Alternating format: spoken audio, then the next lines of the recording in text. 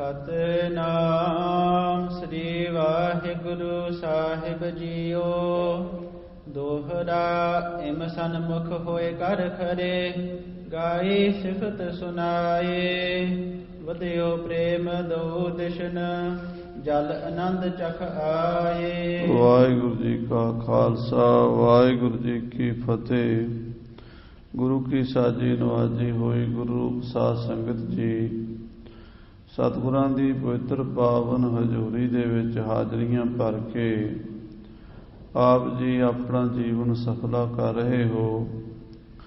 ਗੁਰੂ ਕੀ ਪਵਿੱਤਰ ਪਾਵਨ ਅੰਮ੍ਰਿਤਮਈ ਗੁਰਬਾਣੀ ਸੋਧਾ ਰਹਿਰਾਸ ਸਾਹਿਬ ਦੇ ਪਾਠ ਸਰਵਣ ਕੀਤੇ ਨੇ। ਹੁਣ ਗੁਰਬਾਣੀ ਦੇ ਕੀਰਤਨ ਦਾ ਆਨੰਦ ਮਾਣਿਆ ਹੈ। ਆਓ ਫਿਰ ਆਪਣੀਆਂ ਮਨ ਬਿਰਤੀਆਂ ਨੂੰ ਇਕਾਗਰ ਕਰੀਏ। ਸ੍ਰੀ ਅੰਮ੍ਰਿਤਸਰ ਸਰੋਵਰ ਦੇ ਵਿਚਕਾਰ ਅਕਾਲ ਪੁਰਖ ਪਰਮੇਸ਼ਰ ਜੀ ਆਪ ਆ ਕੇ ਸੇਵਾ ਕਰ ਰਹੇ ਸਨ, ਜਿਨ੍ਹਾਂ ਦੇ ਦਰਸ਼ਨ ਕਰਕੇ ਸ੍ਰੀ ਗੁਰੂ ਅਰਜਨ ਦੇਵ ਜੀ ਬਹੁਤ ਪ੍ਰਸੰਨ ਹੋਏ। ਇਹ ਪਵਿੱਤਰ ਸ਼ਬਦ ਉੱਥੇ ਉਚਾਰਨ ਕੀਤਾ ਹੈ, ਸੰਤਾਂ ਕੇ ਕਾਰਜ ਆਪ ਖਲੋਇਆ, ਹਰ ਕੰਮ ਕਰਾਵਣ ਆਇਆ ਰਾਮ, ਧਰਤ ਸੁਹਾਵੀ ਤਾਲ ਸੁਹਾਵਾ, ਵਿੱਚ ਅੰਮ੍ਰਿਤ ਜਲ ਛਾਇਆ ਰਾਮ। ਜਿਸ ਵੇਲੇ ਇਹ ਸ਼ਬਦ ਸੰਪੂਰਨ ਹੋਇਆ, ਚਾਰ ਪਦੇ, ਸਤਿਗੁਰੂ ਅਕਾਲ ਪੁਰਖ ਪਰਮੇਸ਼ਰ ਤੇ ਗੁਰੂ ਅਰਜਨ ਦੇਵ ਜੀ ਬੜੇ ਪਿਆਰ ਨਾਲ ਗਲਵਕੜੀ ਪਾ ਕੇ ਮਿਲੇ ਹਨ, ਇੱਕ ਰੂਪ ਹੋ ਗਏ ਹਨ। ਉਸ ਵੇਲੇ ਦਾ ਜੋ ਨਕਸ਼ਾ ਹੈ ਕਵੀ ਰਾਜ ਭਾਈ ਸੰਤੋਖ ਸਿੰਘ ਜੀ ਬਣ ਰਹੇ ਨੇ। ਆਓ ਆਪਣੀਆਂ ਮਨ ਬਿਰਤੀਆਂ ਨੂੰ ਇਕਾਗਰ ਕਰੀਏ, ਗੁਰੂ ਮਹਾਰਾਜ ਦੇ ਚਰਨਾਂ ਨਾਲ ਜੋੜ ਕੇ ਆਖੀਏ ਸਤਿਨਾਮ ਸ੍ਰੀ ਵਾਹਿਗੁਰੂ ਸਾਹਿਬ ਜੀ, ਸਤਿਨਾਮ ਸ੍ਰੀ ਵਾਹਿਗੁਰੂ ਸਾਹਿਬ ਜੀ। ਦੋਹਰਾ ਇਮ ਸਨਮੁਖ ਹੋਏ ਕਰ ਖਰੇ। ਇਸ ਪ੍ਰਕਾਰ ਅਕਾਲ ਪੁਰਖ ਪਾਰਬ੍ਰਹਮ ਪਰਮੇਸ਼ਰ ਤੇ ਗੁਰੂ ਅਰਜਨ ਦੇਵ ਜੀ ਇੱਕ ਦੂਜੇ ਦੇ ਸਨਮੁਖ ਹੋ ਕੇ ਇੱਕ ਦੂਸਰੇ ਦੇ ਦਰਸ਼ਨ ਕਰ ਰਹੇ ਨੇ। ਵੈਸੇ ਤਾਂ ਦੂਸਰਾ ਸ਼ਬਦ ਤਾਂ ਕਹਿਣ ਮਾਤਰ ਹੀ ਹੈ, ਵਾਸਤਵ ਵਿੱਚ ਤਾਂ ਇੱਕੋ ਹੀ ਜੋਤ ਹੈ। ਭਨ ਮਥੁਰਾ ਕਛ ਭੇਦ ਨਹੀਂ, ਗੁਰੂ ਅਰਜਨ ਪ੍ਰਤੱਖ ਹਰ। ਮਾਇਆ ਦਾ ਪਸਾਰਾ ਸਾਧ ਸੰਗਤ ਜੀ ਦਵੈਤ ਨਾਲ ਚੱਲਦਾ ਹੈ। ਕਹਿਣਾ ਔਰ ਸੁਣਨਾ ਇਹ ਵੀ ਦਵੈਤ ਨਾਲ ਹੀ ਹੁੰਦਾ ਹੈ।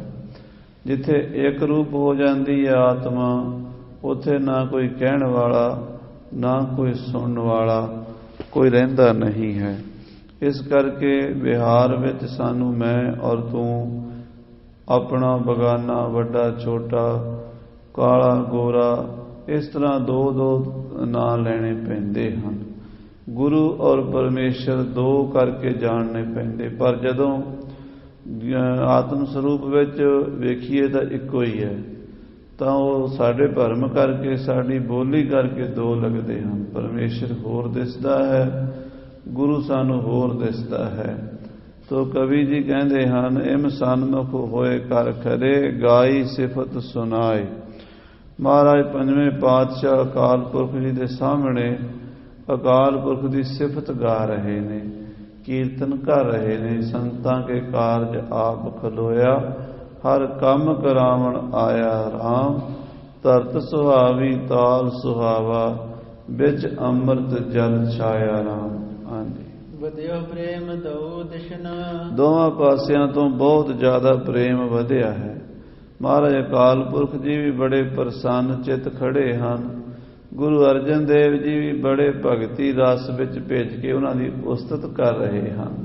ਹਾਂਜੀ, ਜਲ ਆਨੰਦ ਚਖ ਆਏ। ਮਹਾਰਾਜ ਗੁਰੂ ਅਰਜਨ ਦੇਵ ਜੀ ਅਤੇ ਅਕਾਲ ਪੁਰਖ ਜੀ ਦੀਆਂ ਅੱਖਾਂ ਵਿੱਚ ਆਨੰਦ ਦੇ ਅਥਰੂ ਆ ਗਏ ਨੇ, ਖੁਸ਼ੀ ਦੇ ਹੰਝੂ ਆ ਗਏ ਨੇ, ਅੱਖਾਂ ਵਿੱਚ ਪਿਆਰ ਦਾ ਜਲ ਛਾ ਗਿਆ ਹੈ। ਚੌਪਈ ਸ੍ਰੀ ਅਰਜੁਨ ਅਰਜਨ ਕਰਨੀ ਕੇ। ਸ੍ਰੀ ਗੁਰੂ ਅਰਜਨ ਦੇਵ ਜੀ ਅਕਾਲ ਪੁਰਖ ਦੇ ਚਰਨਾਂ ਵਿੱਚ ਅਰਜ਼ਾਂ ਬੇਨਤੀਆਂ ਭਲੀ ਪ੍ਰਕਾਰ ਕਰਕੇ ਅਰਜਨ ਕੀਰਤ ਗੁਣ ਪ੍ਰਭ ਹੀ ਕੇ। ਪਰਮੇਸ਼ਰ ਦੀ ਸੋਹਣੀ ਨਿਰਮਲ ਉਜਲੀ ਕੀਰਤੀ ਗਾਈ ਹੈ। ਅਰਜਨ ਸ਼ਬਦ ਦੇ ਕਿੰਨੇ ਅਰਥ ਹਨ ਸਾਧ ਸੰਗਤ ਜੀ, ਇੱਥੇ ਭਾਈ ਸਾਹਿਬ ਜੀ ਦੱਸ ਰਹੇ ਹਨ। ਸ੍ਰੀ ਅਰਜਨ ਗੁਰੂ ਅਰਜਨ ਦੇਵ ਜੀ ਵਾਸਤੇ ਹੈ। ਅਰਜਨ ਕਰਨੀ ਕੇ ਅਰਜਾਂ ਬੇਨਤੀਆਂ ਜੋਦੜੀਆਂ ਕੀਤੀਆਂ ਹਨ। ਅਰਜਨ ਕੀਰਤ, ਅਰਜਨ ਕੀਰਤ ਯਾਨੀ ਨਿਰਮਲ ਉਜਲੀ ਚਿੱਟੀ ਦੁੱਧ ਵਰਗੀ ਕੀਰਤੀ ਪਰਮੇਸ਼ਰ ਦੀ। ਅਰਜਨ ਦਾ ਅਰਥ ਨਿਰਮਲ ਵੀ ਹੁੰਦਾ ਹੈ, ਅਰਜਨ ਦਾ ਅਰਥ ਵਿਸਥਾਰ ਵਾਲਾ ਵੀ ਹੁੰਦਾ ਹੈ, ਅਰਜਨ ਦਾ ਅਰਥ ਬੇਨਤੀਆਂ ਵੀ ਹੁੰਦਾ ਹੈ, ਅਰਜਨ ਦਾ ਅਰਥ ਇੱਕ ਬਿਰਸ਼ ਵੀ ਹੁੰਦਾ ਹੈ ਜਿਹੜਾ ਸਾਧ ਸੰਗਤ ਜੀ ਬੜੀਆਂ ਦਵਾਈਆਂ ਵਿੱਚ ਕੰਮ ਆਉਂਦਾ ਹੈ। ਤੋ ਕਵੀ ਜੀ ਨੇ ਇੱਥੇ ਅਰਜਨ ਸ਼ਬਦ ਦੇ ਕਈ ਰੂਪ ਦਿਖਾ ਦਿੱਤੇ ਹਨ। ਯਮਕ ਅਲੰਕਾਰ ਹੈ। ਹਾਂਜੀ, ਨਿਕਟ ਹੋਏ ਕਰ ਦੋਨੋਂ ਹਾਥ। ਮਹਾਰਾਜ ਅਕਾਲ ਪੁਰਖ ਜੀ ਗੁਰੂ ਅਰਜਨ ਦੇਵ ਜੀ ਅੱਗੇ ਵਧੇ ਹਨ ਤੇ ਆਪਣੇ ਦੋਵੇਂ ਹੱਥ ਅਕਾਲ ਪੁਰਖ ਪਰਮੇਸ਼ਰ ਦੇ ਚਰਨਾਂ ਤੇ ਲਾ ਦਿੱਤੇ ਹਨ। ਹਾਂਜੀ, ਪਰਸੇ ਪਦ ਅਰਬਿੰਦਨ ਸਾਥ। ਗੁਰੂ ਅਰਜਨ ਦੇਵ ਜੀ ਨੇ ਅਕਾਲ ਪੁਰਖ ਨੂੰ ਨਮਸਕਾਰ ਕੀਤੀ ਹੈ, ਮੱਥਾ ਟੇਕਿਆ ਹੈ। ਗਹਿ ਤ੍ਰਿਲੋਕ ਪਦ ਅੰਕ ਭਰੇ ਹੈ। ਤੇ ਪਰਮੇਸ਼ਰ ਜੀ ਨੇ ਗੁਰੂ ਅਰਜਨ ਦੇਵ ਜੀ ਦੇ ਦੋਵੇਂ ਹੱਥ ਫੜ ਲਏ ਹਨ ਤੇ ਘੁੱਟ ਕੇ ਉਹਨਾਂ ਨੂੰ ਆਪਣੇ ਗਲ ਨਾਲ ਲਾ ਲਿਆ, ਜੱਫੀ ਪਾ ਲਈ ਹੈ।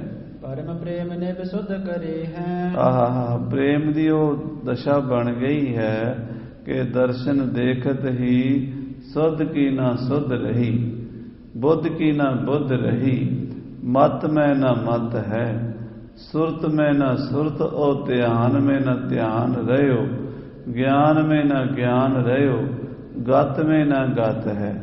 ਅਕਾਲ ਪੁਰਖ ਦੇ ਸਰੂਪ ਦੇ ਦਰਸ਼ਨ ਕਰਦਿਆਂ ਆਪਾ ਭਾਵ ਵਿਸਰ ਗਿਆ ਹੈ ਤੇ ਇੱਕ ਰੂਪ ਹੋ ਗਏ ਹਨ ਅਕਾਲ ਪੁਰਖ ਤੇ ਗੁਰੂ ਅਰਜਨ ਦੇਵ ਜੀ। ਸ਼ੋਭਤ ਬਦਨ ਚੰਦ ਮਾਨਿੰਦ। ਬੜਾ ਸੁੰਦਰ ਸੋਹਣਾ ਮੁਖੜਾ ਚੰਦਰਮਾ ਦੀ ਤਰ੍ਹਾਂ ਚਮਕ ਰਿਹਾ ਹੈ। ਬਾਕ ਸੁਦਾ ਬੋਲੇ ਸੁਖ ਕੰਦ। ਅੰਮ੍ਰਿਤਮਈ ਬਚਨ ਸਤਿਗੁਰੂ ਅਕਾਲ ਪੁਰਖ ਪਰਮੇਸ਼ਰ ਜੀ ਗੁਰੂ ਅਰਜਨ ਦੇਵ ਜੀ ਨੂੰ ਬੋਲੇ ਹਨ। ਜਗਤ ਭਗਤ ਮਗ ਸ਼ੁਭ ਵਿਸਤਾਰਾ। हे ਗੁਰੂ ਅਰਜਨ ਦੇਵ ਜੀ, ਤੁਸੀਂ ਇਸ ਦੁਨੀਆ ਦਾ ਬੜਾ ਭਲਾ ਕਰ ਰਹੇ ਹੋ, ਇਸ ਦੁਨੀਆ ਦੇ ਵਿੱਚ ਭਗਤੀ ਦਾ ਸ਼ੁਭ ਮਾਰਗ ਵਿਸਥਾਰ ਰਹੇ ਹੋ। ਸਰ ਕੋ ਰਚਿਓ ਪਰਮ ਉਪਕਾਰਾ। ਇਹ ਜਿਹੜਾ ਸਰੋਵਰ ਰਚਿਆ ਹੈ ਇਹ ਬੜਾ ਪਰਉਪਕਾਰ ਕੀਤਾ ਹੈ, ਇਹਦਾ ਬਹੁਤ ਦੁਨੀਆ ਨੂੰ ਸੰਸਾਰ ਭਰ ਨੂੰ ਫਾਇਦਾ ਹੋਣਾ ਹੈ। ਇਹ ਤੁਸੀਂ ਬਹੁਤ ਵੱਡਾ ਉਪਕਾਰ ਕਰ ਰਹੇ ਹੋ। ਬੇਅੰਤ ਪਾਪੀ ਜੀਵਾਂ ਦੇ ਬੇੜੇ ਬੰਨੇ ਲੱਗਣੇ ਹਨ ਇਸ ਸਰੋਵਰ ਵਿੱਚ ਇਸ਼ਨਾਨ ਕਰਕੇ। ਜਿਸ ਤੇ ਸਿੱਖੀ ਥਿਰਹਿ ਸਦੀਵਾ। ਇਹ ਸਰੋਵਰ ਸਿੱਖੀ ਦੀ ਨੀਂਹ ਹੈ। ਜਿੰਨਾ ਚਿਰ ਸਰੋਵਰ ਸੰਸਾਰ 'ਚ ਰਹੇਗਾ ਉਹਨਾਂ ਚਿਰ ਸੰਸਾਰ 'ਚ ਸਿੱਖੀ ਵੀ ਰਹੇਗੀ। ਸਾਧ ਸੰਗਤ ਜੀ, ਇਸੇ ਕਰਕੇ ਸਿੱਖੀ ਦੇ ਦੁਸ਼ਮਣ ਜਿਹੜੇ ਹਨ ਉਹ ਹਮੇਸ਼ਾ ਅੰਮ੍ਰਿਤ ਸਰੋਵਰ ਤੇ ਅਟੈਕ ਕਰਦੇ ਰਹੇ ਹਨ।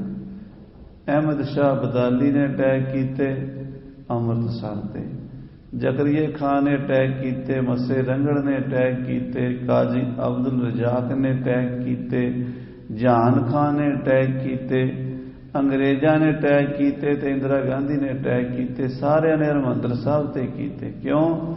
ਹਰਿਮੰਦਰ ਸਾਹਿਬ ਜਿਹੜਾ ਸਿੱਖੀ ਦਾ ਨੀਂਹ ਹੈ, ਉਹ ਚਾਹੁੰਦੇ ਵੀ ਇਹਨੂੰ ਖਤਮ ਕਰ ਦਈਏ ਤੇ ਸਿੱਖੀ ਖਤਮ ਹੋ ਜਾਏ। ਅੱਜ ਕੱਲ੍ਹ ਸਾਡੇ ਵਿੱਚ ਹੀ ਕਈ ਇਹੋ ਜਿਹੇ ਹਨ ਜਿਹੜੇ ਅਟੈਕ ਕਰਦੇ ਹਨ, ਪਰ ਖਾਲਸਾ ਜੀ ਅਟੈਕ ਸ੍ਰੀ ਹਰਿਮੰਦਰ ਸਾਹਿਬ ਤੇ ਕਰਨ ਵਾਲੇ ਦੀ ਆਪਣੀ ਨੀਂਹ ਪੁੱਟੀ ਜਾਂਦੀ ਹੈ। ਹਰਿਮੰਦਰ ਸਾਹਿਬ ਉੱਦਾਂ ਹੀ ਰਹਿੰਦਾ ਹੈ। ਧੰਨ ਗੁਰੂ ਰਾਮਦਾਸ ਸਾਹਿਬ ਜੀ ਦਾ ਇਹ ਦਰਬਾਰ ਗੁਰੂ ਅਰਜਨ ਦੇਵ ਸੱਚੇ ਪਾਤਸ਼ਾਹ ਬਣਾ ਰਹੇ ਨੇ ਤੇ ਅਕਾਲ ਪੁਰਖ ਜੀ ਕਹਿ ਰਹੇ ਨੇ ਕਿ ਤੁਸੀਂ ਜੋ ਸਰੋਵਰ ਬਣਾ ਰਹੇ ਹੋ ਇਹ ਸਿੱਖੀ ਦੀ ਨੀਂਹ ਪੱਕੀ ਕਰੇਗਾ। ਜਿੰਨਾ ਚਿਰ ਸੰਸਾਰ ਵਿੱਚ ਇਹ ਸਰੋਵਰ ਰਹੇਗਾ ਸਿੱਖੀ ਕਾਇਮ ਰਹੇਗੀ। ਹਾਂਜੀ, ਗਾਏ ਕੀਰਤਨ ਕਰ ਮਨ ਨੀਵਾ। ਇੱਥੇ ਪ੍ਰਮਾਤਮਾ ਦੀ ਸਿਫਤ ਅੱਠੇ ਪੈਰ ਹੋਵੇਗੀ, ਕੀਰਤਨ ਹੋਇਆ ਕਰੇਗਾ। ਜਿਹੜਾ ਆ ਕੇ ਕੀਰਤਨ ਸੁਣੇਗਾ ਉਹਦਾ ਮਨ ਨੀਵਾ ਹੋਵੇਗਾ। ਸਾਧ ਸੰਗਤ ਜੀ, ਪ੍ਰਮਾਤਮਾ ਦੀ ਸੋਝੀ ਉਹਨਾਂ ਚਿਰ ਨਹੀਂ ਹੁੰਦੀ ਜਿੰਨਾ ਚਿਰ ਬੰਦੇ ਦਾ ਮਨ ਨੀਵਾ ਨਾ ਹੋਵੇ। ਜਿਹਦਾ ਮਨ ਨੀਵਾ ਹੈ ਉਹਦੀ ਮੱਤ ਉੱਚੀ ਹੋ ਜਾਂਦੀ ਹੈ, ਉਹਦੇ ਅੰਦਰ ਪਰਮੇਸ਼ਰ ਦਾ ਪ੍ਰਕਾਸ਼ ਹੋ ਜਾਂਦਾ ਹੈ, ਉਹਦੇ ਅੰਦਰ ਸ਼ਾਂਤੀ, ਸੁਖ, ਆਨੰਦ, ਟਿਕਾ ਤੇ ਖੇੜਾ ਆ ਜਾਂਦਾ ਹੈ। ਉਹ ਸਦਾ ਹੀ ਅਮਰ ਹੋ ਜਾਂਦਾ ਹੈ, ਉਹਨੂੰ ਫਿਰ ਕੋਈ ਮਾਰ ਨਹੀਂ ਸਕਦਾ। ਗਾਏ ਕੀਰਤਨ ਕਰ ਮਨ ਨੀਵਾ। ਮਹਾਰਾਜ ਸਾਹਿਬ ਜੀ ਅਕਾਲ ਪੁਰਖ ਜੀ ਕਹਿੰਦੇ ਹਨ ਕਿ ਜਿਹੜੇ ਇੱਥੇ ਆ ਕੇ ਕੀਰਤਨ ਕਰਨਗੇ ਉਹਨਾਂ ਦਾ ਮਨ ਨੀਵਾ ਹੋਵੇਗਾ। ਹਾਂਜੀ, ਸਰ ਅੰਦਰ ਅਬ ਸ਼੍ਰੀ ਹਰਿ ਮੰਦਰ। ਹੁਣ ਤੁਸੀਂ ਇਸ ਤਰ੍ਹਾਂ ਕਰੋ, ਇਸ ਸਰੋਵਰ ਦੇ ਐਨ ਵਿਚਕਾਰ ਸ੍ਰੀ ਹਰਿਮੰਦਰ ਸਾਹਿਬ ਦੀ ਰਚਨਾ ਕਰੋ। ਸਿਰਜਹੁ ਜਿਸ ਕੀ ਰਚਨਾ ਸੁੰਦਰ। ਐਸਾ ਸੋਹਣਾ ਹਰਿਮੰਦਰ ਬਣਾਓ ਜਿਹਦੀ ਰਚਨਾ ਬਹੁਤ ਹੀ ਸੁੰਦਰ ਹੋਵੇ, ਜਿਹੜਾ ਵੀ ਦੇਖੇ ਉਹ ਅਸ਼ ਅਸ਼ ਕਰ ਉੱਠੇ, ਉਹਦੇ ਮਨ ਵਿੱਚ ਪਿਆਰ, ਸ਼ਰਧਾ, ਭਗਤੀ ਦਾ ਬੀਜ ਬੀਜਿਆ ਜਾਵੇ।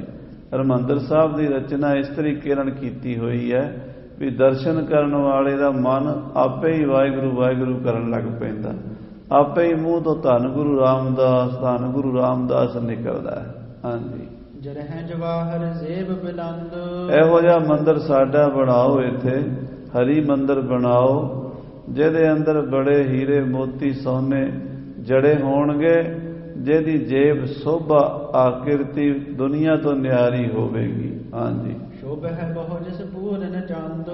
ਇਹਦੀ ਬੜੀ ਸੋਭਾ ਹੋਵੇਗੀ ਜਿਵੇਂ ਪੂਰਨਮਾਸੀ ਦਾ ਚੰਦਰਮਾ ਚਮਕਦਾ ਹੈ। ਹਾਂਜੀ, ਚੌਹਾਂ ਦਿਸ਼ ਕੋ ਚੌਹਾਂ ਦਰ ਸਿਰ ਜਾਵਹੁ। ਔਰ ਹਰਿਮੰਦਰ ਦੇ 4 ਦਰਵਾਜ਼ੇ ਚਾਰੇ ਪਾਸਿਆਂ ਖੁੱਲ੍ਹਦੇ ਹੋਣ, ਪੱਛਮ ਉੱਤਰ ਦੱਖਣ ਪੂਰਬ ਪੱਛਮ 4 ਦਰਵਾਜ਼ੇ ਹੋਣ।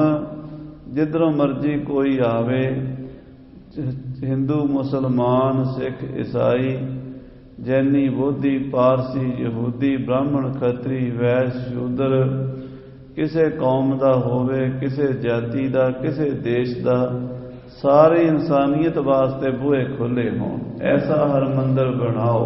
ਹਾਂਜੀ, ਰੁਚਿਰ ਬੰਗਲਾ ਉਰਦ ਕਰਾਵਹੁ। ਉੱਪਰ ਗੁੰਬਜ ਸੋਹਣਾ ਬੰਗਲਾ ਤਿਆਰ ਕਰੋ। ਪਸ਼ਚਮ ਦਿਸ਼ ਕੋ ਸੇਤ ਰਚਾਵਹੁ। ਅਕਾਲ ਪੁਰਖ ਦੀ ਨਕਸ਼ਾ ਦੱਸ ਰਹੇ ਗੁਰੂ ਅਰਜਨ ਦੇਵ ਜੀ ਨੂੰ, ਏਦਾਂ ਦਾ ਹਰਿਮੰਦਰ ਬਣਾਉਣਾ ਹੈ। ਉੱਪਰ ਬੰਗਲਾ ਹੋਵੇ ਤੇ ਪੱਛਮ ਵਾਲੇ ਪਾਸੇ ਬੜਾ ਸੋਹਣਾ ਪੁਲ ਬਣੇ, ਤੀਰਥ ਤੀਰ ਪੌਰ ਬਨਵਾਵਹੁ। ਔਰ ਪੌੜੀਆਂ ਵੀ ਬਣਾਓ ਇਸ਼ਨਾਨ ਕਰਨ ਵਾਸਤੇ, ਸੰਗਤਾਂ ਦੇ ਆਲੇ ਦੁਆਲੇ ਸਰੋਵਰ ਦੇ ਚਾਰੇ ਪਾਸਿਓਂ ਕਿਤੋਂ ਵੀ ਕੋਈ ਇਸ਼ਨਾਨ ਕਰ ਸਕੇ। ਹਾਂਜੀ, ਸ਼੍ਰੀ ਅਰਜਨ ਕੀ ਪਕੜੇ ਬਾਹੂ। ਸ੍ਰੀ ਅਕਾਲ ਪੁਰਖ ਜੀ ਗੁਰੂ ਅਰਜਨ ਦੇਵ ਜੀ ਦੀ ਬਾਂਹ ਫੜੀ ਹੋਈ ਹੈ ਤੇ ਨਾਲ ਨਾਲ ਲਈ ਫਿਰਦੇ ਆ ਸਰੋਵਰ ਦੇ ਵਿਚਕਾਰ। ਏਦਾਂ ਦਾ ਹਰਿਮੰਦਰ ਬਣੇ, ਏਦਾਂ ਦਾ ਪੁਲ ਬਣੇ, ਏਦਾਂ ਦਾ ਹਰਿਮੰਦਰ ਸਾਹਿਬ ਦਾ ਗੁੰਬਜ ਬਣੇ, ਏਦਾਂ ਦੀਆਂ ਪੌੜੀਆਂ ਹੋਣ, ਏਦਾਂ ਦੇ ਦਰਵਾਜ਼ੇ ਹੋਣ। ਸਾਰਾ ਨਕਸ਼ਾ ਅਕਾਲ ਪੁਰਖ ਜੀ ਆਪ ਸਮਝਾ ਰਹੇ ਨੇ ਗੁਰੂ ਅਰਜਨ ਦੇਵ ਜੀ ਨੂੰ। ਹਾਂਜੀ, ਬਿਉਂਤ ਬਤਾਵਤ ਸਭ ਜਗ ਨਾਹੂ। ਸਾਰੇ ਜਗਤ ਦਾ ਮਾਲਕ, ਸਾਰੀ ਸ੍ਰਿਸ਼ਟੀ ਨੂੰ ਰਚਣ ਵਾਲਾ ਅਕਾਲ ਪੁਰਖ ਵਾਹਿਗੁਰੂ ਖੁਦ ਸ੍ਰੀ ਹਰਿਮੰਦਰ ਸਾਹਿਬ ਜੀ ਦਾ ਨਕਸ਼ਾ ਸ੍ਰੀ ਗੁਰੂ ਅਰਜਨ ਦੇਵ ਜੀ ਨੂੰ ਸਮਝਾ ਰਿਹਾ ਹੈ। ਹਾਂਜੀ, ਇਹੋ ਮੇਰੋ ਮੰਦਰ ਬਰ ਹੋਏ। ਤੇ ਗੁਰੂ ਅਰਜਨ ਦੇਵ ਜੀ ਨੂੰ ਅਕਾਲ ਪੁਰਖ ਜੀ ਕਹਿ ਰਹੇ ਨੇ ਕਿ ਇਹ ਮੇਰਾ ਮੰਦਰ ਹੋਵੇਗਾ, ਹਰੀ ਮੰਦਰ ਹੋਵੇਗਾ। ਇੱਥੇ ਕਿਸੇ ਦੇਵੀ ਦੇਵਤੇ ਦੀ ਪੂਜਾ ਨਹੀਂ ਹੋਵੇਗੀ, ਇੱਥੇ ਸਿਰਫ ਤੇ ਸਿਰਫ ਮੇਰੀ ਭਗਤੀ ਹੋਵੇਗੀ। ਹਾਂਜੀ, ਜਿਸ ਕੀ ਸਮਤਾ ਕਰ ਹੈ ਨ ਕੋਏ। ਸੰਸਾਰ ਦਾ ਕੋਈ ਵੀ ਮੰਦਰ ਇਸ ਮੰਦਰ ਦੀ ਬਰਾਬਰੀ ਨਹੀਂ ਕਰ ਸਕੇਗਾ। ਡਿਠੇ ਸਭੇ ਥਾਮ ਨਹੀਂ ਤੁਧ ਜਿਹਿਆ। ਸਾਧ ਸੰਗਤ ਜੀ, ਸੰਸਾਰ ਜਿੰਨੇ ਵੀ ਧਰਮ ਸਥਾਨ ਨੇ, ਭਾਵੇਂ ਉਹ ਈਸਾਈਆਂ ਦਾ ਯਰੂਸ਼ਲਮ ਹੈ, ਮੁਸਲਮਾਨਾਂ ਦਾ ਮੱਕਾ ਕਾਬਾ ਹੈ, ਹਿੰਦੂਆਂ ਦੇ 4 ਧਾਮ ਹਨ, ਸਾਰੇ ਸਤਿਕਾਰਯੋਗ ਹਨ, ਰੱਬ ਦੇ ਘਰ ਹਨ।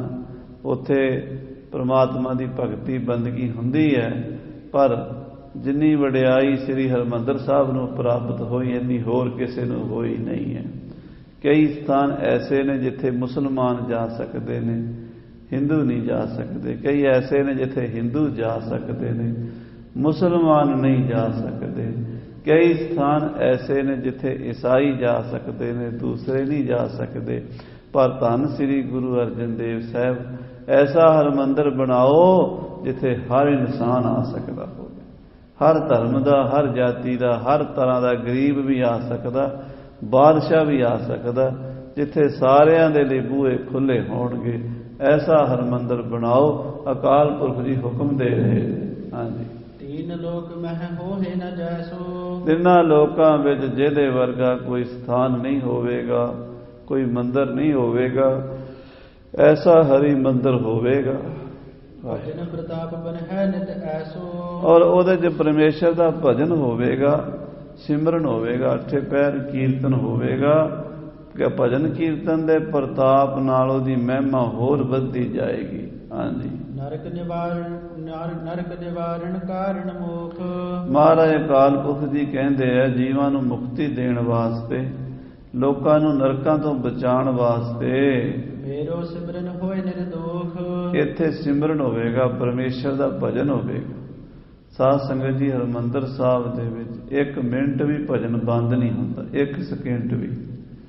ਸਵੇਰੇ 2:30 ਵਜੇ ਤ੍ਰਿਪਹਿਰੇ ਦੀ ਚੌਂਕੀ ਦਾ ਕੀਰਤਨ ਸ਼ੁਰੂ ਹੁੰਦਾ, 3:45 ਵਜੇ ਆਸਰੀਵਾਰ ਦਾ ਕੀਰਤਨ ਸ਼ੁਰੂ ਹੁੰਦਾ, ਫਿਰ ਸਾਰਾ ਦਿਨ ਕੀਰਤਨ ਹੁੰਦਾ ਹੈ। ਸ਼ਾਮ ਨੂੰ ਰਹਿ ਰਾਸਤੇ ਪਾਠ ਤੋਂ ਬਾਅਦ ਫਿਰ ਆਰਤੀ ਦੀ ਚੌਂਕੀ ਹੁੰਦੀ ਹੈ। ਫਿਰ ਸਾਧ ਸੰਗਤ ਜੀ ਸਮਾਪਤੀ ਕੀਰਤਨ ਸੋਹਲੇ ਤੱਕ 10 ਵਜੇ ਤੱਕ ਕੀਰਤਨ ਹੀ ਹੁੰਦਾ ਹੈ। ਜਦੋਂ ਗੁਰੂ ਗ੍ਰੰਥ ਸਾਹਿਬ ਜੀ ਮਹਾਰਾਜ ਦਾ ਥੱਲੇ ਸੁਖਾਸਨ ਹੋ ਜਾਂਦਾ, ਉਸ ਵੇਲੇ ਵੀ ਉੱਪਰ ਅਖੰਡ ਪਾਠ ਚੱਲ ਰਿਹਾ ਹੁੰਦਾ ਹੈ, ਤੇ ਨਾਲ ਨਾਲ ਸਿੰਘ ਜਿਹੜੇ ਫਿਰ ਸੇਵਾ ਕਰਦੇ ਨੇ ਉਹ ਸੁਖਮਨੀ ਸਾਹਿਬ ਦੇ ਪਾਠ, ਜਪਜੀ ਸਾਹਿਬ ਦੇ ਪਾਠ ਕਰੀ ਜਾਂਦੇ ਨੇ, ਤੇ ਇਸ਼ਨਾਨ ਦੀ ਸੇਵਾ ਹੁੰਦੀ ਹੈ। ਫਿਰ ਵਿਛਾਈ ਹੁੰਦੀ ਹੈ, 2:30 ਵਜੇ ਫਿਰ ਕੀਰਤਨ ਸ਼ੁਰੂ ਹੋ ਜਾਂਦਾ ਹੈ। 1 ਸਕਿੰਟ ਅੱਖ ਦੇ ਫਰਕਣ ਜਿੰਨਾ ਟਾਈਮ ਵੀ ਹਰਿਮੰਦਰ ਸਾਹਿਬ 'ਚ ਕਦੀ ਵੀ ਭਜਨ ਕੀਰਤਨ ਬੰਦ ਨਹੀਂ ਹੋਇਆ। 1984 'ਚ ਕਿੱਡਾ ਵੱਡਾ ਅਟੈਕ ਹੋਇਆ, ਉਦੋਂ ਵੀ ਹਰਿਮੰਦਰ ਸਾਹਿਬ ਦੇ ਅੰਦਰ ਦੀ ਮਰਿਆਦਾ ਨਹੀਂ ਬੰਦ ਹੋਈ, ਭਾਵੇਂ ਔਖਿਆਈ ਤਾਂ ਹੋਈ। ਗਿਆਨੀ ਪੂਰਨ ਸਿੰਘ ਜੀ ਸਿੰਘ ਸਾਹਿਬ ਨੇ ਦੱਸਿਆ ਹੀ ਹੈ, ਨੈਟ ਦੇ ਉੱਤੇ ਤੁਸੀਂ ਸੁਣੀ ਹੋਣੀ ਉਹਨਾਂ ਦੀ ਸਪੀਚ, ਵੀ ਕਿਵੇਂ ਗੋਲੀਆਂ ਵਰਦੀਆਂ ਦੇ ਵਿੱਚ ਵੀ ਕੀਰਤਨ ਆਸਾ ਦੀ ਵਾਰ ਦਾ ਵੀ ਹੁੰਦਾ ਰਿਹਾ, ਭਜਨ ਵੀ ਹੁੰਦਾ ਰਿਹਾ, ਤੇ ਮਹਾਰਾਜ ਦਾ ਸੁਖਾਸਨ ਭਾਵੇਂ ਅੰਦਰ ਹੀ ਕਰਨਾ ਪਿਆ ਪਰ ਮਰਿਆਦਾ ਬੰਦ ਨਹੀਂ ਹੋਈ। ਰਹਿ ਰਾਸ ਦਾ ਪਾਠ ਵੀ ਹੋਇਆ, ਤੇ ਗੋਲੀ ਚਲਦੀ ਦੇ ਵਿੱਚ ਹੀ ਮਹਾਰਾਜ ਦੇ ਸੁਖਾਸਨ ਪ੍ਰਕਾਸ਼ ਦੀ ਮਰਿਆਦਾ, ਖੰਡ ਪਾਠਾਂ ਦੀ ਮਰਿਆਦਾ ਚੱਲਦੀ ਰਹੀ ਹੈ। ਸ੍ਰੀ ਹਰਿਮੰਦਰ ਸਾਹਿਬ ਦੀ ਇਹ ਵੱਡੀ ਵਡਿਆਈ ਹੈ ਕਿ ਉੱਥੇ ਪਰਮੇਸ਼ਰ ਦਾ ਭਜਨ 8 ਪੈਰ ਹੋਵੇਗਾ, ਅਕਾਲ ਪੁਰਖ ਜੀ ਕਹਿ ਰਹੇ ਹਨ। ਹਾਂਜੀ। ਜੇ ਨਰ ਸ਼ਰਧਾ ਧਰ ਉਰ ਪਰਮ। ਜਿਹੜੇ ਲੋਕ ਸ਼ਰਧਾ ਨਾਲ ਭਾਵਨਾ ਨਾਲ ਆਉਣਗੇ, ਗਾਏ ਕੀਰਤਨ ਹੋਏ ਨਿਸ਼ਭਰਮ। ਉਹ ਇੱਥੇ ਆ ਕੇ ਪਰਮੇਸ਼ਰ ਦਾ ਕੀਰਤਨ ਗਾਣਗੇ, ਨਾਮ ਜਪਣਗੇ, ਉਹਨਾਂ ਦੇ ਭਰਮ ਭੁਲੇਖੇ ਮਿਟ ਜਾਣਗੇ। ਕਿਉਂਕਿ ਪਰਮੇਸ਼ਰ ਦੀ ਸਿਫਤ ਜਿਹੜੀ ਹੈ ਉਹ ਮਨ ਦੇ ਭੁਲੇਖੇ ਭਰਮ ਮਿਟਾਉਂਦੀ ਹੈ, ਮਨ ਨੂੰ ਸ਼ਾਂਤੀ ਦਿੰਦੀ ਹੈ। ਭਰਮ ਵਰਗਾ ਦੁੱਖ ਕੋਈ ਨਹੀਂ ਸਾਧ ਸੰਗਤ ਜੀ। ਸਾਰੀ ਦੁਨੀਆ ਆਪਾਂ ਦੁਖੀ ਹਾਂ, ਇੱਕੋ ਹੀ ਕਾਰਨ ਹੈ, ਉਹ ਹੈ ਸਾਡੇ ਅੰਦਰ ਦਾ ਭਰਮ। ਜਿਹਦੇ ਅੰਦਰੋਂ ਭਰਮ ਮਿਟ ਗਿਆ, ਉਹਦੇ ਅੰਦਰੋਂ ਦੁੱਖ ਵੀ ਮਿਟ ਗਿਆ। ਹਾਂਜੀ। ਮੋਹਿ ਕੋ ਮਿਲ ਹੈ ਆਏ ਨਿਹ ਸੰਸੈ। ਇੱਥੇ ਆ ਕੇ ਬਾਣੀ ਪੜ੍ਹਨਗੇ, ਭਰਮ ਭੁਲੇਖੇ ਮਿਟਣਗੇ, ਨਾਮ ਜਪਣਗੇ। ਜਿਹੜੇ ਪ੍ਰੇਮ ਨਾਲ ਸ਼ਰਧਾ ਨਾਲ ਆਉਣਗੇ ਉਹ ਮੇਰੇ ਕੋਲ ਆਉਣਗੇ, ਸੱਚਖੰਡ ਵਿੱਚ ਆਉਣਗੇ, ਉਹਨਾਂ ਦੇ ਭਰਮ ਭੁਲੇਖੇ ਮਿਟ ਜਾਣਗੇ। ਹਾਂਜੀ। ਜਨਮ ਮਰਨ ਕੇ ਬੰਧ ਵਿਦਵੰਸੈ। ਜਨਮ ਮਰਨ ਦੇ ਜਿਹੜੇ ਬੰਧਨ ਹਨ, ਬਾਰ-ਬਾਰ ਜੰਮਣਾ, ਬਾਰ-ਬਾਰ ਮਰਨਾ, ਉਹ ਕੱਟਿਆ ਜਾਏਗਾ। ਇਤਿਆਦਿਕ ਸਭ ਬਿਉਂਤ ਬਤਾਏ। ਇਸ ਪ੍ਰਕਾਰ ਅਕਾਲ ਪੁਰਖ ਜੀ ਨੇ ਸ੍ਰੀ ਗੁਰੂ ਅਰਜਨ ਦੇਵ ਜੀ ਨੂੰ ਹੁਕਮ ਲਾਇਆ ਵੀ ਇਸ ਤਰ੍ਹਾਂ ਦਾ ਹਰਿਮੰਦਰ ਸਾਹਿਬ ਇੱਥੇ ਬਣਾਓ। ਹਾਂਜੀ। ਭਗਤ ਪ੍ਰਤਾਪ ਅਧਿਕ ਬਿਰਧਾਏ। ਔਰ ਪ੍ਰੇਮਾ ਭਗਤੀ ਜਿੱਥੇ ਹੁੰਦੀ ਰਵੇ, ਪਰਮੇਸ਼ਰ ਦਾ ਭਜਨ ਹੋਵੇ, ਇਹ ਮਹਾਰਾਜ ਨੇ ਹੁਕਮ ਲਾਇਆ। ਕੋਈ ਵੀ ਰਾਜਨੀਤੀ ਗੱਲ, ਕੋਈ ਵੀ ਸਿਆਸੀ ਗੱਲ ਸ੍ਰੀ ਹਰਿਮੰਦਰ ਸਾਹਿਬ 'ਚ ਨਹੀਂ ਹੁੰਦੀ। ਕੀਰਤਨ ਤੋਂ ਇਲਾਵਾ ਕੋਈ ਗੱਲ ਹੁੰਦੀ ਹੀ ਨਹੀਂ ਸਾਰਾ ਦਿਨ। ਇੱਥੋਂ ਤੱਕ ਵੀ ਕਥਾ ਵੀ ਜਿਹੜੀ ਹੈ ਉਹ ਬੰਦੀ ਸਾਹਿਬ ਦੀਵਾਨ ਹਾਲ 'ਚ ਹੁੰਦੀ ਹੈ।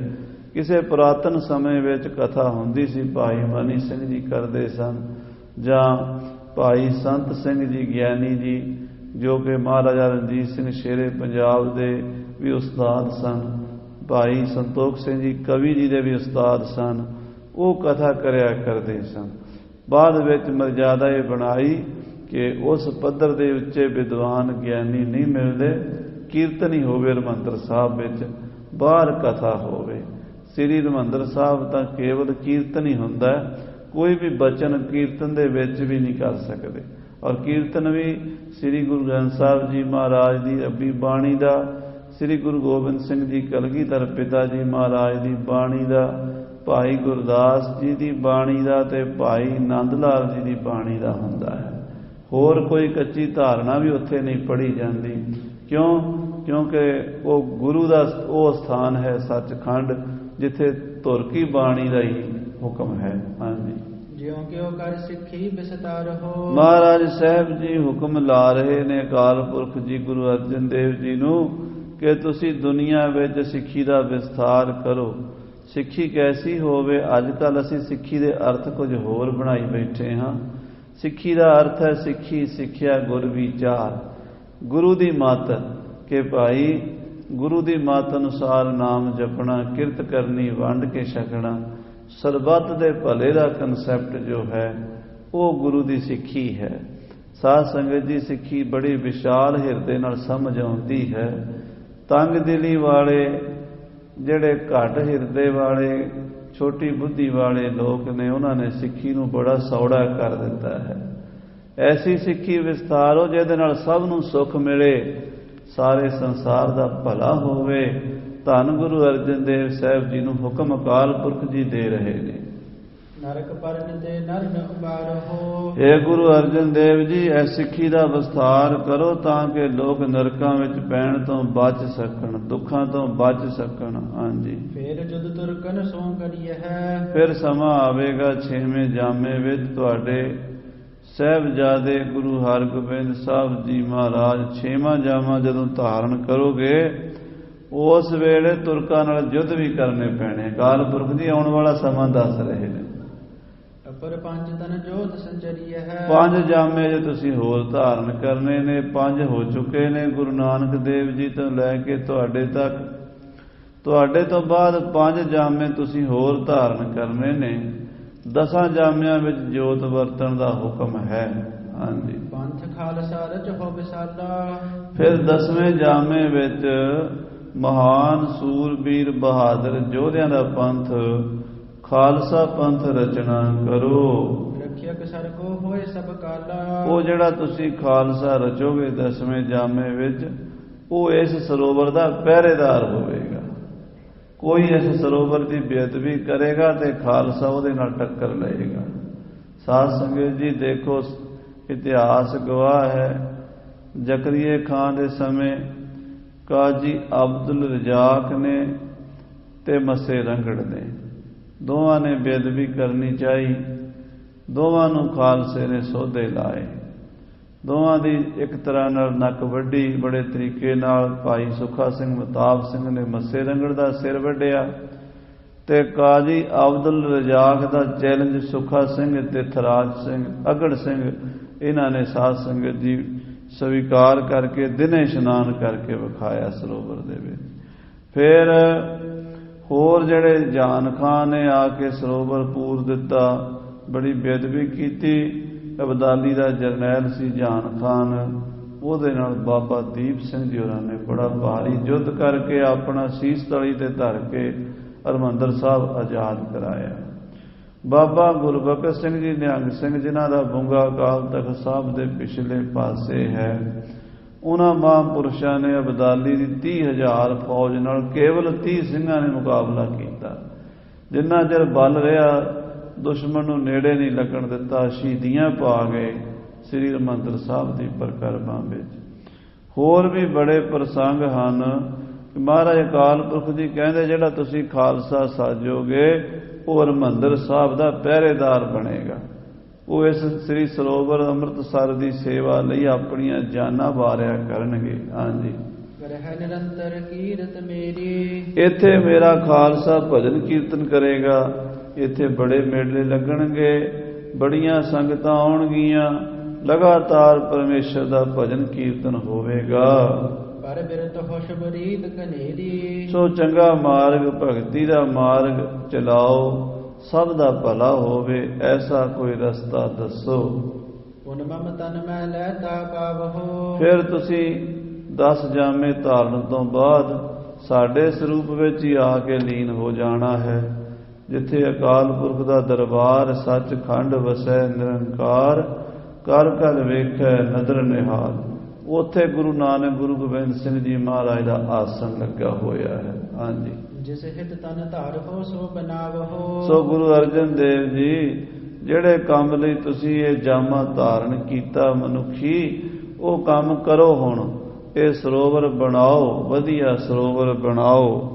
ਹਿਮ ਕਹਿ ਸੁਨ ਮਿਲ ਅੰਤਰ ਧਿਆਨੇ। ਇਸ ਤਰ੍ਹਾਂ ਅਕਾਲ ਪੁਰਖ ਜੀ ਗੁਰੂ ਅਰਜਨ ਦੇਵ ਜੀ ਨੂੰ ਹੁਕਮ ਦੇ ਕਰਕੇ ਅੰਤਰ ਧਿਆਨ ਹੋ ਗਏ ਹਨ। ਭਾਵ ਲੋਕਾਂ ਦੇ ਦੇਖਦਿਆਂ ਦੇਖਦਿਆਂ ਹੀ ਅਲੋਪ ਹੋ ਗਏ ਹਨ।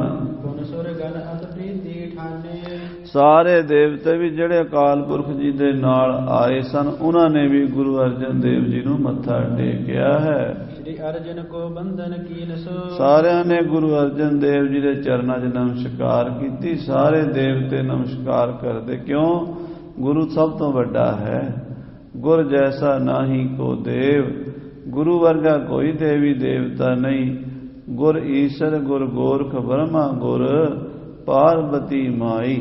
ਸਤਿਗੁਰਾਂ ਨੇ ਕਿਹਾ ਸਾਡੇ ਲਈ ਤਾਂ ਸਾਡਾ ਗੁਰੂ ਹੀ ਗੋਰਖ ਵਿਸ਼ਨੂੰ ਹੈ, ਸਾਡਾ ਗੁਰੂ ਹੀ ਬ੍ਰਹਮਾ ਹੈ, ਸਾਡਾ ਗੁਰੂ ਹੀ ਸ਼ਿਵ ਜੀ ਹੈ, ਸਾਡਾ ਗੁਰੂ ਹੀ ਪਾਰਬਤੀ ਮਾਈ ਹੈ। ਸਭ ਕੁਝ ਮਹਾਰਾਜ ਗੁਰੂ ਹੀ ਹੈ।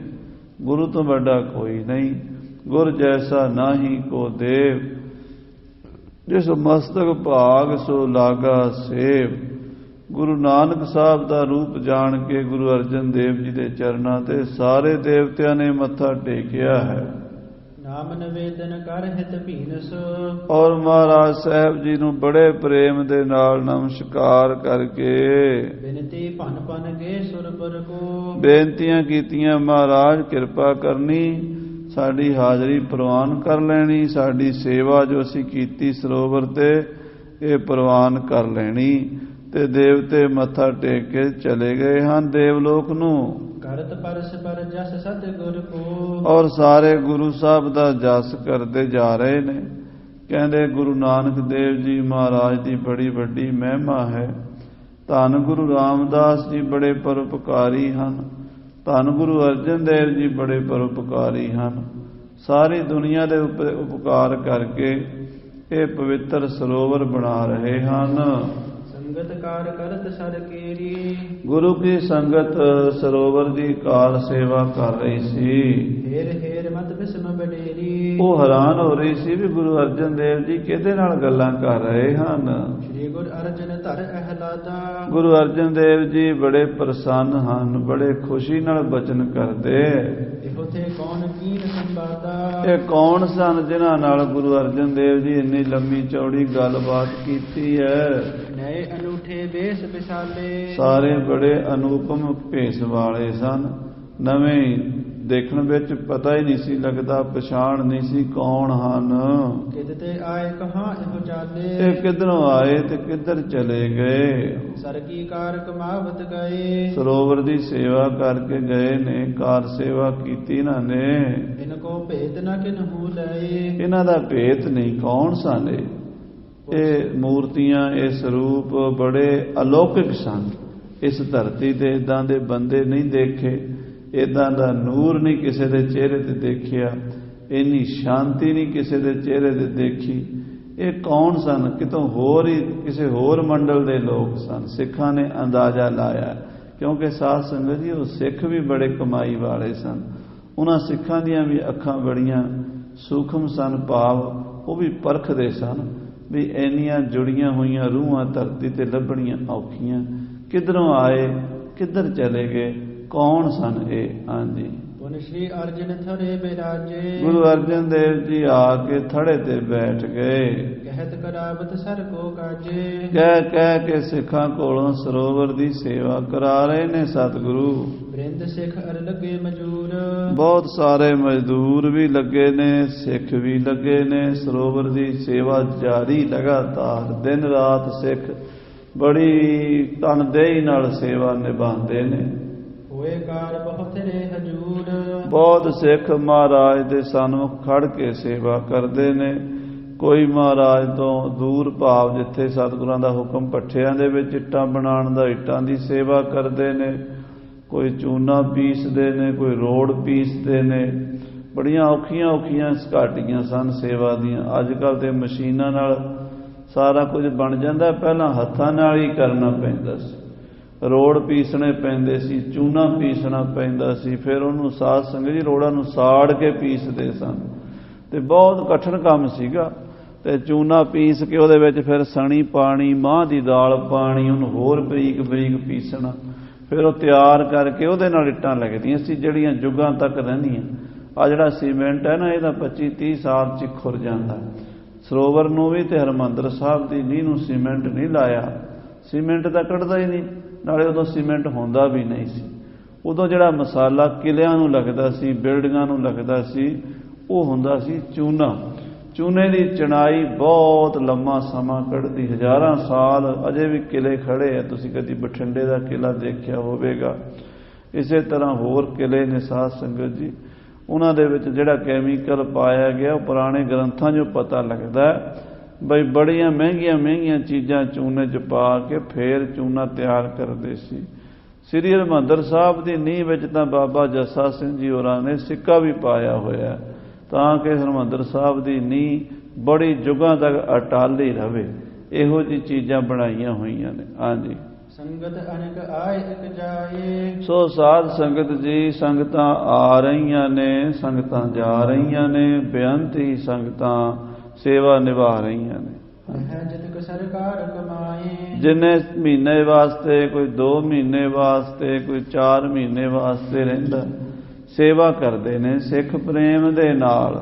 ਦੋਹਰਾ ਸਦਾ ਸਰੋਵਰ ਕੀ ਸ਼ਬਦ, ਸ੍ਰੀ ਅੰਮ੍ਰਿਤਸਰ ਸਰੋਵਰ ਦੀ ਸੇਵਾ ਚੌਹਦਸ਼ ਬਨ ਹੈ ਸਪਾਨ। ਚੱਲ ਰਹੀ ਹੈ। ਸਰੋਵਰ ਦੀਆਂ ਪੌੜੀਆਂ ਬਣਨੀਆਂ ਸ਼ੁਰੂ ਹੋ ਗਈਆਂ ਨੇ, ਚਾਰੇ ਪਾਸੇ ਲੱਗ ਗਏ ਨੇ ਕਾਰੀਗਰ। ਸਿੱਖ ਇੱਟਾਂ ਲਿਆ ਕੇ ਦਿੰਦੇ ਨੇ, ਮਸਾਲਾ ਲਿਆ ਕੇ ਦਿੰਦੇ ਨੇ, ਕਾਰੀਗਰ ਇੱਟਾਂ ਲਾਉਂਦੇ ਨੇ, ਪੌੜੀਆਂ ਪੱਕੀਆਂ ਬਣਾ ਰਹੇ ਨੇ। ਮਹਾਤਮ ਕੋ ਭਨਤ, ਔਰ ਗੁਰੂ ਸਾਹਿਬ ਜੀ ਮਹਾਰਾਜ ਸਰੋਵਰ ਦਾ ਬੜਾ ਮਹਾਤਮ ਦੱਸਦੇ ਨੇ। ਸ੍ਰੀ ਅਰਜਨ ਸੁਖਦਾਨ, ਸੁੱਖਾਂ ਦੇ ਦਾਤੇ ਸਤਿਗੁਰੂ ਜੀ ਸਿੱਖਾਂ ਨੂੰ ਦੱਸਦੇ ਨੇ, ਭਾਈ ਇਹ ਸਰੋਵਰ ਦੀ ਬੜੀ ਮਹਿਮਾ ਹੈ, ਬੜਾ ਮਹਾਤਮ ਹੈ। ਦੋਹਰਾ ਪੁਨ ਸਤਿਗੁਰੂ ਵਿਚਾਰ ਕੈ, ਫਿਰ ਮਹਾਰਾਜ ਜੀ ਨੇ ਬਾਬਾ ਬੁੱਢਾ ਸਾਹਿਬ ਜੀ ਵਰਗੇ, ਭਾਈ ਭਗਤੂ ਜੀ, ਭਾਈ ਗੁਰਦਾਸ ਜੀ, ਭਾਈ ਬਹਿਲੋ ਸਾਹਿਬ ਜੀ ਵਰਗੇ ਸਿੱਖਾਂ ਨਾਲ ਵਿਚਾਰ ਕੀਤੀ ਹੈ। ਸੰਮਤ ਬਿਦ ਤੇ ਆਦ, ਬਾਬਾ ਬੁੱਢਾ ਜੀ ਮੁਖੀ ਹਨ, ਉਹਨਾਂ ਨਾਲ ਵੀ ਸਲਾਹ ਕੀਤੀ ਹੈ। ਸਾਰੇ ਸਿੱਖਾਂ ਨਾਲ ਸਲਾਹ ਕਰਕੇ ਜਹਦਰ ਜਿਉ ਨਿਜ ਸਦਨ ਕੋ, ਸ੍ਰੀ ਹਰਿਮੰਦਰ ਸਾਹਿਬ ਦੀ ਉਸਾਰੀ ਦਾ ਕੰਮ ਸ਼ੁਰੂ ਕਰਨਾ ਚਾਹੁੰਦੇ ਹਨ ਗੁਰੂ ਜੀ। ਜਿਸ ਕੀ ਥਿਰ ਬੁਨਿਆਦ, ਐਸਾ ਹਰਿਮੰਦਰ ਸਾਹਿਬ ਜਿਹਦਾ ਸੰਸਾਰ ਦੇ ਵਿੱਚ ਸਾਰਿਆਂ ਤੋਂ ਸੁੰਦਰ ਸਰੂਪ ਹੋਵੇਗਾ, ਜਿਹਦੀ ਬੁਨਿਆਦ ਬੜੀ ਪੱਕੀ ਹੋਵੇਗੀ। ਜੋ ਪਈ ਸੁਨ ਕੈ ਸਿੱਖ ਆਦਿਕ ਗੁਰਦਾਸ, ਇਹ ਬਚਨ ਜਦੋਂ ਭਾਈ ਗੁਰਦਾਸ ਜੀ ਆਦਿਕ ਸਿੱਖਾਂ ਨੇ ਸੁਣੇ ਹਨ, ਭਗਤੂ ਬਹਿਲੋ ਧਰੇ ਹੁਲਾਸ, ਭਾਈ ਬਹਿਲੋ ਜੀ, ਭਾਈ ਭਗਤੂ ਜੀ ਬੜੇ ਖੁਸ਼ ਹੋਏ ਹਨ। ਸੱਚੇ ਪਾਤਸ਼ਾਹ ਹੋਰ ਪਰਉਪਕਾਰ ਕਰਨ ਲੱਗੇ। ਸਰੋਵਰ ਤਾਂ ਬਣ ਹੀ ਰਿਹਾ ਸੀ, ਹੁਣ ਸਰੋਵਰ ਦੇ ਵਿਚਕਾਰ ਹਰਿਮੰਦਰ ਸਾਹਿਬ ਬਣੇਗਾ, ਹੋਰ ਬੜਾ ਸੋਹਣਾ ਲੱਗੇਗਾ। ਸਰ ਅੰਦਰ ਹਰਿਮੰਦਰ ਸੁੰਦਰ, ਸਰੋਵਰ ਦੇ ਅੰਦਰ ਹਰਿਮੰਦਰ ਸਾਹਿਬ ਹੋਵੇਗਾ, ਬਹੁਤ ਸੋਹਣਾ। ਸਿਰ ਜਹ ਸਮਤਾਲ ਹੈ ਨ ਪਰੰਦਰ, ਕਹਿੰਦੇ ਇਹੋ ਜਿਹਾ ਸੁੰਦਰ ਦਰਬਾਰ ਬਣੇਗਾ ਵੀ ਜਿਹਦੀ ਬਰਾਬਰੀ ਇੰਦਰ ਦੀ ਅਮਰਾਵਤੀ ਵੀ ਨਹੀਂ ਕਰ ਸਕੇਗੀ। ਡਿੱਠੇ ਸਭੇ ਥਾਮ ਨਹੀਂ ਤੁਧ ਜਿਹਾ, ਵੇਖੀਆਂ ਸਾਰੀਆਂ ਥਾਵਾਂ, ਸਵਰਗ ਵੀ ਵੇਖਿਆ ਹੈ, ਪਰ ਕਹਿੰਦੇ ਸਵਰਗ ਵੀ ਤੇਰੇ ਵਰਗਾ ਨਹੀਂ, ਸਵਰਗ ਵੀ ਹਰਿਮੰਦਰ ਸਾਹਿਬ ਦੀ ਰੀਸ ਨਹੀਂ ਕਰ ਸਕੇਗਾ। ਹਾਂਜੀ, ਸੁਨ ਸਿੱਖਨ ਉਤਸਾਹ ਬਡੇਰਾ, ਸਿੱਖਾਂ ਨੂੰ ਬੜਾ ਉਤਸ਼ਾਹ ਹੈ, ਸਾਰੀਆਂ ਸੰਗਤਾਂ ਨੂੰ ਬੜੀ ਖੁਸ਼ੀ ਹੈ ਵੀ ਮਹਾਰਾਜ ਬੜਾ ਪਰਉਪਕਾਰ ਕਰਨਗੇ, ਹਰਿਮੰਦਰ ਸਾਹਿਬ ਦੀ ਰਚਨਾ ਕਰਨਗੇ। ਪੰਚਾਮ੍ਰਿਤ ਕਰਵਾਏ ਕਨੇਰਾ, ਬਹੁਤ ਖੁੱਲੇ ਗੱਫੇ ਕੜਾਹ ਪ੍ਰਸ਼ਾਦ ਜੀ ਦੇ ਤਿਆਰ ਕਰਵਾਏ ਨੇ। ਗਮਨੇ ਗੁਰੂ ਤਾਲ ਕੇ ਮਾਹੀ, ਕੜਾਹ ਪ੍ਰਸ਼ਾਦ ਦੀਆਂ ਦੇਗਾਂ ਦੀਆਂ ਪਰਾਤਾਂ ਲੈ ਕੇ ਸ੍ਰੀ ਗੁਰੂ ਅਰਜਨ ਸਾਹਿਬ ਜੀ ਸਰੋਵਰ ਦੇ ਐਨ ਵਿਚਕਾਰ ਜਾ ਪਹੁੰਚੇ ਨੇ। ਸੰਗਤ ਬ੍ਰਿੰਦ ਸੰਗ ਮੈਂ ਜਾਹੀ, ਬਹੁਤ ਸਾਰੀਆਂ ਗੁਰਸਿੱਖ ਸੰਗਤਾਂ ਨਾਲ ਹਨ। ਬਾਬਾ ਬੁੱਢਾ ਸਾਹਿਬ ਜੀ ਵਰਗੇ, ਭਾਈ ਗੁਰਦਾਸ ਜੀ ਵਰਗੇ ਗੁਰਸਿੱਖ ਨਾਲ ਹਨ। ਕਾਰੀਗਰ ਨੂੰ ਬੁਲਾ ਬਲਠਾਨਾ, ਕਾਰੀਗਰਾਂ ਨੂੰ, ਮਿਸਤਰੀਆਂ ਨੂੰ ਵੀ ਬੁਲਾ ਲਿਆ ਹੈ। ਸ੍ਰੀ ਮੁਖ ਤੇ ਸਭ ਬਿਉਂਤ ਬਖਾਨਾ, ਜੋ ਸ੍ਰੀ ਅਕਾਲ ਪੁਰਖ ਜੀ ਨਕਸ਼ਾ ਦੇ ਕੇ ਗਏ ਸਨ, ਉਹਦੀ ਸਾਰੀ ਵਿਧੀ ਕਾਰੀਗਰਾਂ ਨੂੰ ਸਮਝਾਈ ਹੈ। ਹਰਿਮੰਦਰ ਇਸ ਰੀਤ ਬਨਾਵੋ, ਕਾਰੀਗਰਾਂ ਨੂੰ ਹੁਕਮ ਹੋਇਆ ਵੀ ਇਹ ਮਹਾਰਾਜ ਪਰਮੇਸ਼ਰ ਜੀ ਅਕਾਲ ਪੁਰਖ ਜੀ ਦਾ ਮੰਦਰ ਬਣਨਾ ਹੈ। ਉਹਨਾਂ ਨੇ ਦੱਸਿਆ ਇਦਾਂ ਦਾ ਬਣਾਉਣਾ ਹੈ। ਹਾਂਜੀ। ਚਾਰ ਦਵਾਰ ਚਹੁੰ ਦਿਸ਼ ਨਿਰਖਾਵਹੁ। ਚਾਰੇ ਪਾਸੇ ਚਾਰ ਦਰਵਾਜ਼ੇ ਰੱਖਣੇ ਨੇ, ਜਿੱਧਰੋਂ ਵੀ ਕੋਈ ਆਵੇ ਬੂਹੇ ਖੁੱਲੇ ਮਿਲਣਗੇ। ਸ੍ਰੀ ਹਰਿਮੰਦਰ ਸਾਹਿਬ ਇਸ ਤਰ੍ਹਾਂ ਦਾ ਤਿਆਰ ਕਰੋ। ਨਗਰ ਦਿਸ਼ਾ ਸਰ ਸੇ ਦਰ ਚੀਜ ਹੈ। ਸਰੋਵਰ ਦੇ ਉੱਤੇ ਬੜਾ ਸੋਹਣਾ ਪੁਲ ਬਣਾਓ ਤਾਂ ਕਿ ਸੰਗਤਾਂ ਪੁਲ ਤੋਂ ਲੰਘ ਕੇ ਹਰਿਮੰਦਰ ਸਾਹਿਬ ਆ ਜਾ ਸਕਣ। ਦਵਾਰ ਦਰਸ਼ਨੀ ਸਰ ਤਟ ਕੀਜ ਹੈ। ਦਰਸ਼ਨੀ ਦਿਉੜੀ ਜਿਹੜੀ ਹੈ, ਦਰਸ਼ਨੀ ਦਰਵਾਜ਼ਾ, ਉਹ ਸਰੋਵਰ ਦੇ ਕੰਢੇ ਤੇ ਬਣੇਗਾ। ਉੱਥੋਂ ਪੁਲ ਸ਼ੁਰੂ ਹੋਵੇਗਾ, ਹਰਿਮੰਦਰ ਸਾਹਿਬ ਤੱਕ ਪੁਲ ਆਵੇਗਾ, ਫਿਰ ਹਰਿਮੰਦਰ ਸਾਹਿਬ ਬਣੇਗਾ। ਇਹ ਸਾਰੀ ਖੇਡ ਮਹਾਰਾਜ ਅਕਾਲ ਪੁਰਖ ਜੀ ਦੱਸ ਕੇ ਗਏ ਨੇ। ਉਦਾਂ ਹੀ ਭਾਈ ਕਾਰੀਗਰੋ ਤੁਸੀਂ ਤਿਆਰ ਕਰਨੀ ਹੈ। ਹਰਿਮੰਦਰ ਕੀ ਕੁਰਸੀ ਸਾਰਹੁ। ਸ੍ਰੀ ਹਰਿਮੰਦਰ ਸਾਹਿਬ ਦੀ ਕੁਰਸੀ ਜਿਹੜੀ ਹੈ ਬੜੀ ਵੱਡੀ ਮਜ਼ਬੂਤ ਬਣਾਣੀ ਹੈ, ਕਿਉਂਕਿ ਜਲ ਵਿੱਚ ਰਹਿਣਾ ਹੈ। ਕੁਰਸੀ ਉਹਨੂੰ ਕਹਿੰਦੇ ਨੇ ਜਿਹੜੀ ਥੱਲੇ ਨਹੀਂ ਹੁੰਦੀ ਹੈ, ਥੜਾ ਹੁੰਦਾ ਹੈ, ਬੇਸ ਕਹਿ ਲਓ।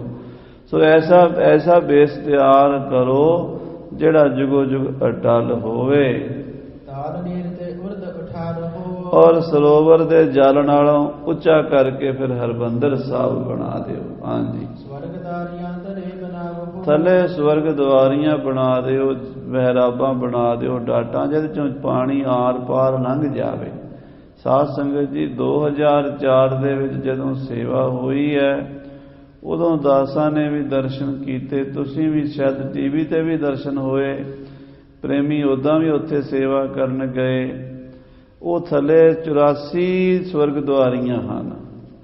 ਥੱਲੇ ਪੁਲ ਦੇ ਇਧਰੋਂ ਵੜੋ ਤੇ ਦੂਜੇ ਪਾਸਿਓਂ ਦੀ ਹੋ ਕੇ ਸਾਰੇ ਤੇ ਵਾਪਸ ਹਰਿਮੰਦਰ ਸਾਹਿਬ ਤੋਂ ਹੋ ਕੇ ਜਦੋਂ ਆਓ ਤੇ 84 ਬਣਦੀਆਂ ਹਨ, ਜਿਨ੍ਹਾਂ ਦੇ ਵਿੱਚੋਂ ਜਲ ਆਰ ਪਾਰ ਲੰਘਦਾ ਰਹਿੰਦਾ ਤੇ ਉਹਦੇ ਉੱਤੇ ਹਰਿਮੰਦਰ ਸਾਹਿਬ ਖੜਾ ਹੈ। ਬੜੇ ਸੁੰਦਰ ਤਰੀਕੇ ਨਾਲ ਇਹ ਮਹਾਰਾਜ ਕਹਿੰਦੇ ਨੀਂਹ ਰੱਖੋ। ਪੂਰਬ ਦਿਸ਼ ਹਰ ਪੌੜ ਚਨਾਵਹੁ। ਪੂਰਬ ਵਾਲੇ ਪਾਸੇ ਹਰ ਕੀ ਪੌੜੀ ਹੋਵੇ ਤੇ ਪੱਛਮ ਵਾਲੇ ਪਾਸੇ ਪੁਲ ਹੋਵੇ। ਚਹੁੰ ਦਿਸ਼ ਕੀ ਪਰਕਰਮਾ ਕਰੀਏ ਹੈ। ਚਾਰੇ ਪਾਸੇ ਸੁੰਦਰ ਪਰਕਰਮਾ ਸਰੋਵਰ ਦੀ ਹੋਵੇ ਤੇ ਹਰਿਮੰਦਰ ਸਾਹਿਬ ਦੀ ਛੋਟੀ ਪਰਕਰਮਾ ਵੀ ਹੋਵੇ, ਜਿਹਦੇ ਵਿੱਚ ਹਰਿਮੰਦਰ ਸਾਹਿਬ ਆਉਣ ਵਾਲੇ ਯਾਤਰੂ ਆਲੇ ਦੁਆਲਿਓਂ ਦਰਬਾਰ ਦੀ ਪਰਕਰਮਾ ਕਰ ਸਕਣ। ਗਾਡੀ ਨੀਵ ਤਰੇ ਤੇ ਧਰੀਏ ਹੈ। ਨੀਂਹ ਥੱਲਿਓਂ ਮਜ਼ਬੂਤ ਰੱਖੋ। ਹਰਿਮੰਦਰ ਕੇ ਚਾਰੋਂ ਜੋਏ। ਹਰਿਮੰਦਰ ਦੇ ਜੋ ਚਾਰ ਦਰਵਾਜ਼ੇ ਰੱਖੋ। ਦੋਏ ਦੋਏ ਛਾਤ ਜੋ ਗਿਰਦੇ ਹੋਏ। ਤੇ ਦੋਹਰੀ ਛੱਤ ਹੋਵੇ, ਭਾਵ ਥੱਲੇ ਬਾਲਕੋਨੀ ਹੋਵੇ, ਉੱਪਰ ਫੇਰ ਛੱਤ ਹੋਵੇ। ਉਹਦੇ ਵਿੱਚ ਸੰਗਤਾਂ ਬਹਿ ਕਰਕੇ ਕੀਰਤਨ ਭਜਨ ਚੁਖੰਡੀ 'ਚ ਸੁਣ ਸਕਣ। ਇਹ ਜਿੰਨਾ ਹੁਣ ਤੁਸੀਂ ਦਰਸ਼ਨ ਕਰ ਰਹੇ ਨਾ ਹਰਿਮੰਦਰ ਸਾਹਿਬ ਜੀ ਦੇ, ਸਾਧ ਸੰਗਤ ਜੀ ਆਪ ਜੀ ਨੇ ਲਗਭਗ ਸਾਰਿਆਂ ਨੇ ਦਰਸ਼ਨ ਕੀਤੇ ਹੀ ਹੋਣੇ ਆ। ਤੇ ਜੇ ਨਹੀਂ ਤਾਂ ਗੁਰੂ ਸਾਹਿਬ ਅੱਗੇ ਅਰਦਾਸ ਕਰੋ ਵੀ ਸਾਨੂੰ ਖੁੱਲੇ ਦਰਸ਼ਨ ਹਰਿਮੰਦਰ ਸਾਹਿਬ ਜੀ ਦੇ ਹੋਣ।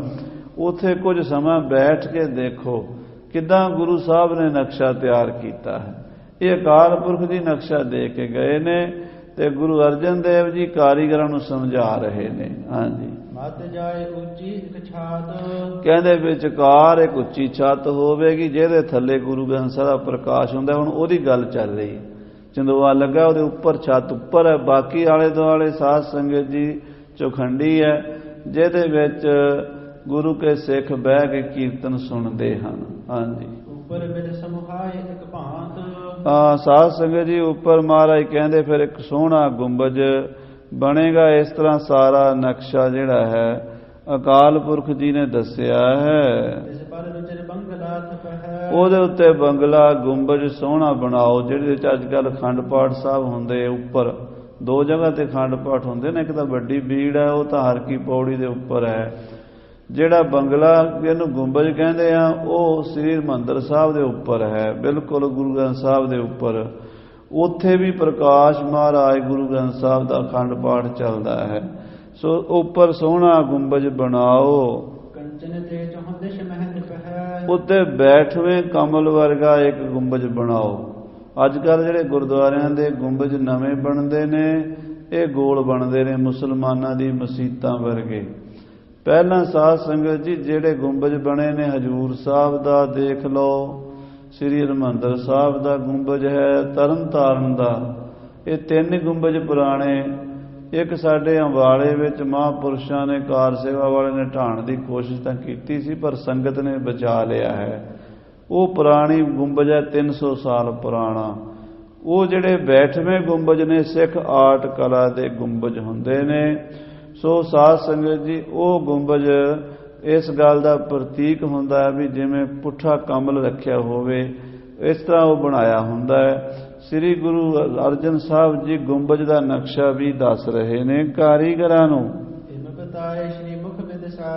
ਇਸ ਤਰ੍ਹਾਂ ਸਾਰੀ ਗੱਲ ਦੱਸ ਕਰਕੇ ਮਹਾਰਾਜ ਸਾਹਿਬ ਜੀ ਨੇ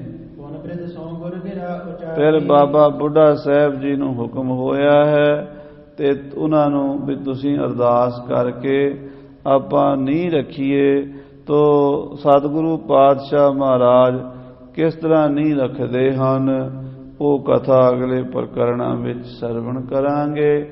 ਸਮੇਂ ਦੇ ਲਿਹਾਜ਼ ਨਾਲ ਸਮਾਪਤੀ ਹੈ। ਹੇ ਗੋਬਿੰਦ, ਹੇ ਗੋਪਾਲ।